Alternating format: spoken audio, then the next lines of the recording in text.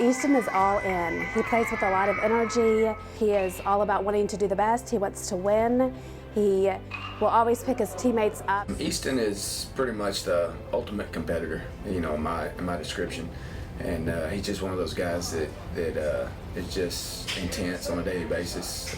He's a guy that everybody looks to, he leads. Spring, summer, winter, and fall. For 12 years, Easton Carmichael's life has revolved around baseball. Started off in Fort Myers, Florida for a week, and then I flew to Atlanta, Georgia for another 2 weeks, and then went back to Orlando for the last week to close out my summer travel. And all this work had finally paid off when last summer he received a phone call from the University of Oklahoma. The offer arose, and that's kind of always where I wanted to go, so I took it. Had other choices, but that was my dream school ever since I was little. But on the morning of February 12th, Easton's dreams would flash before his eyes. And I got a phone call from him, and the first words were, "Mom, I'm okay."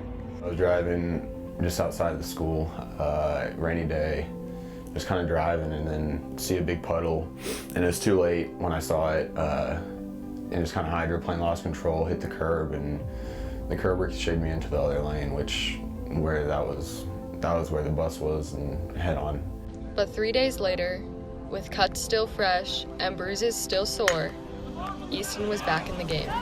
I was not surprised that he was back on the field. You know, he's kind of that player that you know something's having to be hanging off before you can keep him off the field. I've seen people not come out of it as fortunate as me, but I just kind of have taken it as a second chance to make sure I tell my family I love them, like, kind of don't take anything for granted. You have very few players that you coach in your coaching career that are that ultimate competitor, and I think Easton's one of those guys.